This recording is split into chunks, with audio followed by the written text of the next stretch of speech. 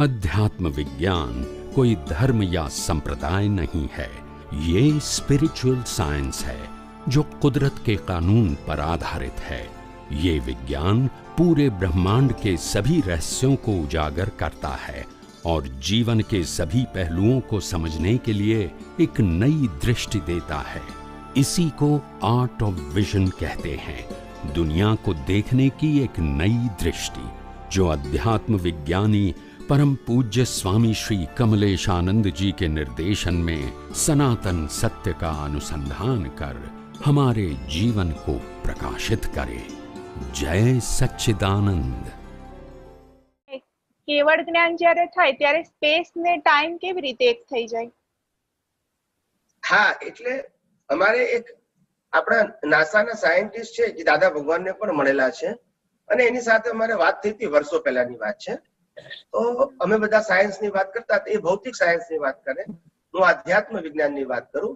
એમ કરતા કરતા એને મને પ્રશ્ન પૂછ્યો કે તમે કેવળ જ્ઞાનને તત્વની ભાષામાં અથવા તો સાયન્સની ભાષામાં કઈ રીતે પ્રેઝન્ટ કરો?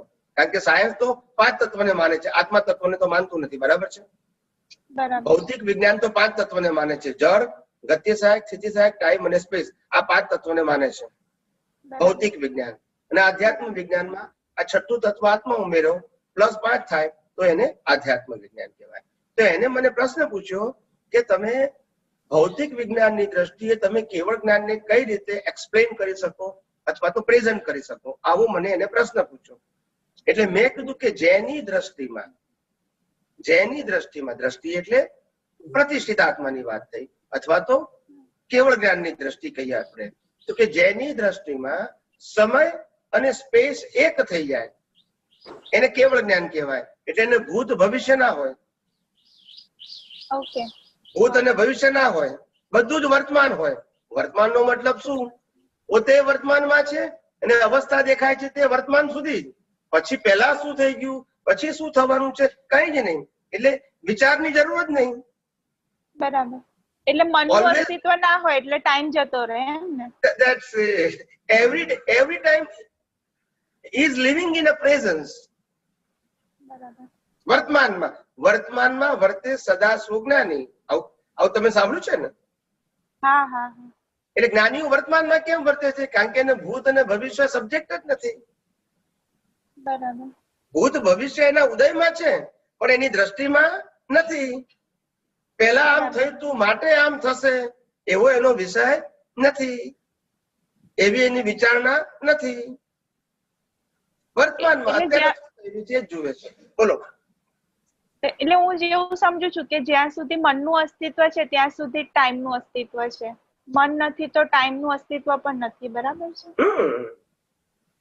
પછી મન હોય, એમને મન તો હોય પણ એ મન મિકેનિકલ હોય, એની જાગૃતિમાં એ મન હરકત કરતા ના હોય, મિકેનિકલ પ્રોસેસ કરતું હોય, એની અવેરનેસમાં કોઈ જગ્યાએ ડિસ્ટર્બ ના કરે।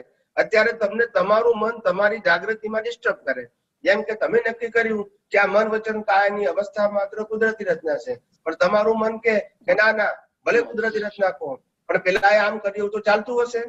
તમારી બુદ્ધિ કે છે ના ના બરાબર છે, આવું ના હોવું જોઈએ। તમારો અહંકાર પણ કે ના ખોટું છે, ખોટું જ છે। એટલે તમારી જે અત્યારે જ્ઞાન છે, તમારું જે દર્શન છે, એમાં તમારા અંદરના મન, બુદ્ધિ, ચિત્ત, અહંકારનો પ્રભાવ છે, કારણ કે તમારી અંદર સ્થિરતા નથી તમારા જ્ઞાન દર્શનમાં। સમજાયું? સમજાય। જી, આપની દ્રષ્ટિ વિશે થોડુંક કહો ને, આપની દ્રષ્ટિ અને અમારી એવી દ્રષ્ટિ માટે પ્રયત્ન કેવા કેવા કરવા? એટલે આપની દ્રષ્ટિ એટલે શું મને ખબર નહીં પડી। તમારી દ્રષ્ટિ એટલે પણ અમારી દ્રષ્ટિ કેવી હોય મોક્ષ માર્ગ માટે? અમારી દ્રષ્ટિમાં તો બે જ વસ્તુ હોય, જ્ઞાન અને દર્શન, શુદ્ધ જ્ઞાન અને શુદ્ધ દર્શન। હું પોતે મન વચન કાયાથી મુક્ત એવો શુદ્ધાત્મા છું, હું ચેતન છું, અવિનાશી છું અને તમામ પ્રકારની અનંત શક્તિઓ વાળો છું, એ હું છું। અને હું નથી એ પ્રકૃતિ, અને હું નથી એ પ્રકૃતિ સાથે જોડાયેલું સમગ્ર વિશ્વ, એ બધું કુદરતી રચના છે। અને કુદરતી રચનાના કોઈ પણ ભાગમાં મારે એટેચ થવાનું નથી, ઊંડા ઉતરવાનું નથી અને એની વેલ્યુ કરવાની નથી. તો પછી રાગ દ્વેષ, કરતાપણું, માલિકીપણું, ભીખ અને ભય રહે નહીં. અને તો જ આપણને આત્માની ખુમારી પ્રગટ થાય. અને તો જ એ ખુમારી દ્વારા અજ્ઞાન ફટાફટ નાશ થાય. સમજાય? થોડો થોડો અનુભવ એ થાય છે. જયારે જયારે ઉપયોગ થાય અને જાગૃતિ હોય ત્યારે ઉપયોગ થાય ત્યારે આવો અનુભવ થોડો થોડો થાય છે. અને આપ જે 14 લેયર ની વાત કરો છો તો એમાંથી આપ તો બહાર નીકળી ગયા હશો ને? ના, કોઈ બહાર ના નીકળે. તો કેવળ જ્ઞાન થાય તારે, કેવળ જ્ઞાન થાય એટલે કેવળ દર્શન થાય ને તારે બહાર નીકળ્યા કહેવાય. તો આપ કઈ રીતે, આપનું કઈ રીતે? અમને કેવળ દર્શન સંપૂર્ણ નથી. કેવળ દર્શન સંપૂર્ણ નથી. સંપૂર્ણ થઈ જાય ને તો 14 લાખ લેયર માંથી પાસ થઈ ગયા કહેવાય. તો દાદા અમે હાઈ લેવલ ઉપર હોઈએ, હાઈ લેવલ ઉપર. દાદાનું જે ના, એ કોઈની સરખામણી નહીં કરવાની. ના, એને આપણા માટે પૂજ્ય અને રિસ્પેક્ટેડ છે. અને એમને જે કીધું છે કે અમે 356 હતા અને 358 આવ્યા છે, એમને જે કીધું છે એ બરાબર છે. એની સાથે આપણે હરીફાઈ કરવાની નહીં. ના, બરોબર છે.